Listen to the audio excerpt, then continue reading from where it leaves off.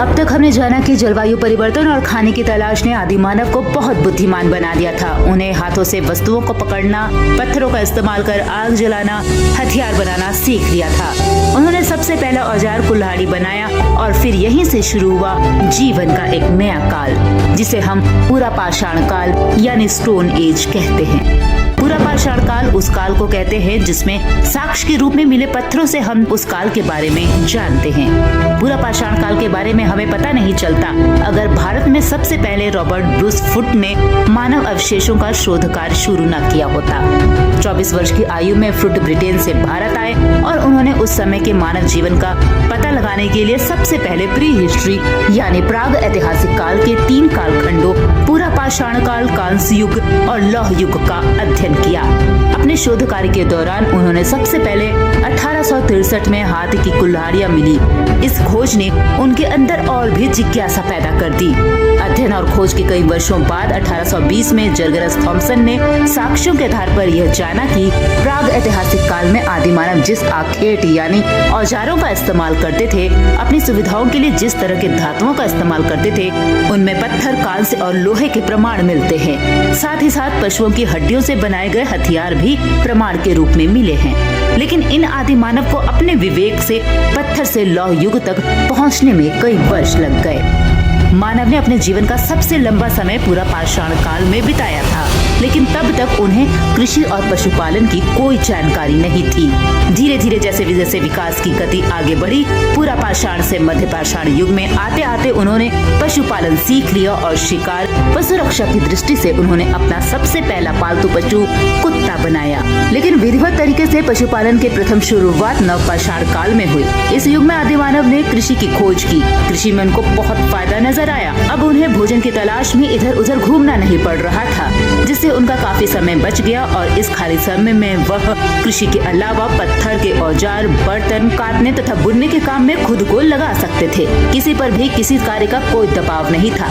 जिन्हें जिस कार्य में महारत हासिल थी वह उस कार्य को कर रहा था, जिससे श्रम विभाजन की प्रणाली शुरू हुई और फिर यहीं से शुरुआत हुई समाज के स्थायी और सामूहिक निवास की कहानी। और इस तरह आदि मानव आधुनिक मानव में, जिसे होमो स्पेसियंस यानी मानव कहते हैं, में अवतरित हो गया। समूह में और आवाज बनाकर रहने के पुरातात्विक व लिखित प्रमाण हमें भारतीय उपमहाद्वीप के उत्तर पश्चिम क्षेत्र में देखने को मिलता है, जहां नगरों के रूप में विकसित भारत की सबसे प्राचीन हड़प्पा सभ्यता यानी सिंधु घाटी सभ्यता का पता चला।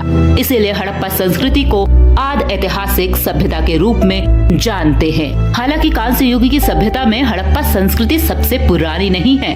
यह सभ्यता प्रथम इसलिए कहलाई क्योंकि इसके पुरातात्विक या लिखित प्रमाण हमें बताते हैं कि सिंधु घाटी सभ्यता भारत की प्रथम ज्ञात सभ्यता है। इस समय की लिपि भाव चित्रात्मक थी, इसीलिए पुरातात्विक व शोधकर्ताओं द्वारा इस लिपि को पढ़ा नहीं जा सका। लेकिन इस सभ्यता में मिले प्रमाणों से यह पता चलता है कि आदि मानव चित्रकारी भी करते थे। इस सभ्यता के अस्तित्व के बारे में 20वीं सदी के तीसरे दशक में पता लगा, जब एक यूरोपीय अधिकारी चार्ल्स मेसन 1826 में भारत के उत्तर पश्चिम क्षेत्र का दौरा करने भारत आए। अंग्रेजों की नजर हमेशा से ही भारत पर थी, इसीलिए यहाँ समय समय पर विदेशी भ्रमण के नाम पर दौरे पर आते रहते थे। चार्ल्स मेसन ने दौरे के दौरान हड़प्पा क्षेत्र में जमीन के अंदर दबे पुरातन अवशेषों का निरीक्षण किया और 1842 में एक अंग्रेजी न्यूज़पेपर में अपने लेख के माध्यम से हड़प्पा के पुरातन अवशेषों का जिक्र पूरे देश के सामने कर दिया। उसके बाद से खुदाई और खोज का सिलसिला शुरू हुआ। 1853 से 1856 के बीच जब पाकिस्तान में लाहौर से कराची तक के लिए रेलवे ट्रैक का निर्माण किया जा रहा था, तब रेलवे इंजीनियर्स जॉर्ज बर्टन और विलियम बर्टन को हड़प्पा में मौजूद मजबूत ईंटों का पता चला। ऐसी मजबूत ईंटों के बारे में पता चलते ही अलेक्जेंडर कनिंघम नामक एक अंग्रेज अधिकारी को सिंधु घाटी सभ्यता और इसके विस्तार के बारे में जानकारी एकत्र करने की इच्छा जागी और उन्होंने हड़प्पा का मानचित्र तैयार करना शुरू किया। मानचित्र बनाते समय उन्होंने पाया कि सिंधु नदी के किनारे बसी सिंधु घाटी सभ्यता कोई छोटी सभ्यता नहीं है। यह उत्तर में कश्मीर के मांडा, पश्चिम में पाकिस्तान के सूत का गंडोर, पूर्व में दिल्ली के आलमगीरपुर, दक्षिण के महाराष्ट्र में दायमाबाग तक फैली है। कुल मिलाकर कह सकते हैं कि इसका क्षेत्रफल 13 लाख स्क्वायर में फैला हुआ था। मानचित्र तैयार करते करते अलेक्जेंडर कनिंघम के मन में हड़प्पा की खुदाई करवाने का विचार आया और इसके लिए उन्होंने अन्य अधिकारियों से बात की। 1861 में भारतीय पुरातन विभाग की स्थापना की और फिर 1921 में इसी पुरातन विभाग के प्रमुख सर जॉन मार्शल के नेतृत्व में पहली बार हड़प्पा का आधिकारिक तौर पर उत्खनन कार्य शुरू हुआ। जॉन मार्शल ने हड़प्पा में उत्खनन का कार्य भारतीय शोधकर्ता दयाराम साहनी को सौंपा और सन 1922 में राखलदास बनर्जी को सिंध प्रांत के मोहनजोदारो में उत्खनन का कार्य सौंपा। खुदाई के दौरान पता चला कि हड़प्पा और मोहनजोदड़ो इस सभ्यता के दो मुख्य क्षेत्र हैं। हड़प्पा पाकिस्तान, जो कभी भारत का हिस्सा था, के पंजाब प्रांत में रावी नदी के किनारे स्थित है और मोहनजोदारो पाकिस्तान के लरखाना प्रांत में है।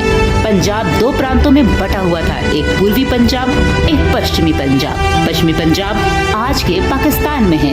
इस तरह सिंधु घाटी सभ्यता के स्थल भारत, पाकिस्तान और अफगानिस्तान में पाए जाते हैं, जिनमें सबसे अधिक 1000 स्थल भारत में मिले हैं, 500 पाकिस्तान में और 2 अफगानिस्तान में।